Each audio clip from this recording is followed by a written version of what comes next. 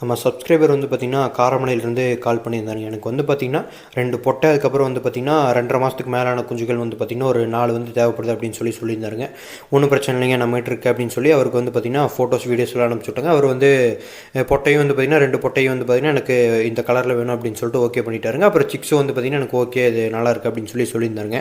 எனக்கு வந்து பார்த்திங்கன்னா காரமடைக்கே வந்து நம்ம பண்ணைக்கே வந்து நேரடியாக கொடுத்துருங்க அப்படின்னு சொல்லியிருந்தாருங்க. சரிங்க, ஒன்றும் பிரச்சனை இல்லைங்க, நம்மளுக்கு காரமடை வந்து பக்கம் தாங்க, ஒரு 10 கிலோமீட்டர் தான் வருது, நான் வந்து உங்களுக்கு வந்து பண்ணையிலேயே கொண்டு வந்து கொடுத்துட்றேன் அப்படின்னு சொல்லிட்டு அவருக்கு சொல்லியாச்சுங்க. அதுக்கப்புறம் வந்து பார்த்திங்கன்னா சிக்ஸ் வந்து தனியாக இன்னொரு அட்டை பாக்ஸில் வந்து பேக் பண்ணிட்டேங்க. அப்புறம் அதே மாதிரி வந்து பார்த்திங்கன்னா 2 விடைகளும் வந்து பார்த்திங்கன்னா ஒரு அட்டை பாக்ஸில் வந்து பேக் பண்ணிட்டேங்க.